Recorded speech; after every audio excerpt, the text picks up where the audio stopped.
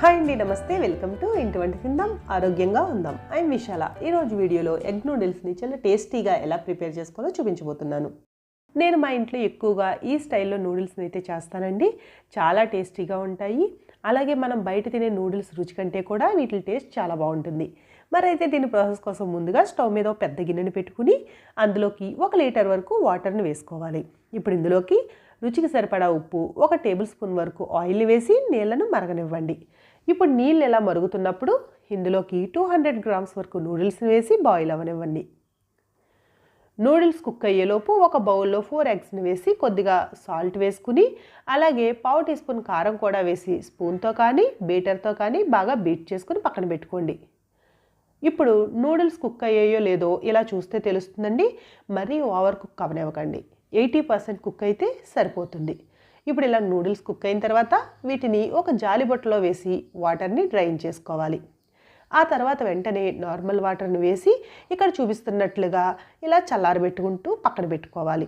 ఇలా చేయకపోతే నూడిల్స్ ఒకదానికొకటి అంటుకుపోయి తినేటప్పుడు మంచి టెక్స్చర్ అనేది ఉండదండి.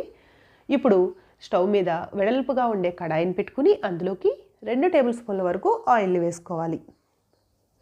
ఇప్పుడు ఆయిల్ హీట్ అయ్యాక మనం బీట్ చేసి పెట్టుకునే ఎగ్స్ని వేసుకోవాలి. ఇలా ఎగ్స్ని వేసి మంటను మీడియం ఫ్లేమ్లో ఉంచుకుని వెంటనే కదపకుండా ఇక్కడ వీడియో క్లిప్లో చూపిస్తున్న విధంగా స్లోగా కదుపుకుంటూ ఒక ఆమ్లెట్లా అయ్యాక ఇక్కడ చూపిస్తున్నట్లుగా మనకు నచ్చిన సైజులో అంటే చిన్నవి లేదా పెద్దవి పీసెస్లా బ్రేక్ చేసుకోవాలి. ఇలా ఎగ్స్ని మంచిగా ఫ్రై చేసుకున్నాక ఇందులోకి 1/2 కప్పు చొప్పున క్యాబేజ్, క్యారెట్, క్యాప్సికమ్, ఆనియన్స్ ఇలాగా సన్నని స్లైసెస్లా కట్ చేసి వేసి మంటను హై టు మీడియం ఫ్లేమ్లో అడ్జస్ట్ చేసుకుంటూ వెజ్జెస్ అని 60% కుక్ అయ్యేంత వరకు ఫ్రై చేసుకోవాలి. వెజ్జెస్ మరి ఓవర్ కుక్ అయినా టేస్ట్ అంతగా బాగుండదండి. సో 60% కుక్ అయితే సరిపోతుంది. ఇప్పుడు ఇవి ఫ్రై అయ్యాక ఇందులోకి మనం బాయిల్ చేసి పెట్టుకున్న నూడిల్స్ని వేసి మంటను మీడియం ఫ్లేమ్లో ఉంచుకుని ఇప్పుడు రుచికి సరిపడా ఉప్పు, 1/2 టీ స్పూన్ వరకు కారం అనేది మీ స్పైసీకి సరిపడా వేసుకోండి. ఇప్పుడు ఇందులోకి 1 టీ స్పూన్ వరకు green are red chilli sauce. ఈ సాసెస్ ప్లేస్లో మనం షెజ్వాన్ సాస్ వేసుకున్న టేస్ట్ చాలా బాగుంటుంది.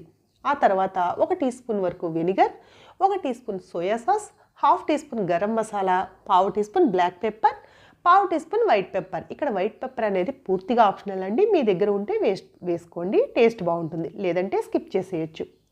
ఇప్పుడు అవన్నీ వేసాక మంటను హై ఫ్లేమ్లోనే ఉంచుకుని ఇలా ఇక్కడ చూపిస్తున్నట్లుగా నూడిల్స్ అంతటికి ఈ సాసెస్ అన్ని బాగా పట్టేలా టాస్ చేసుకోవాలి.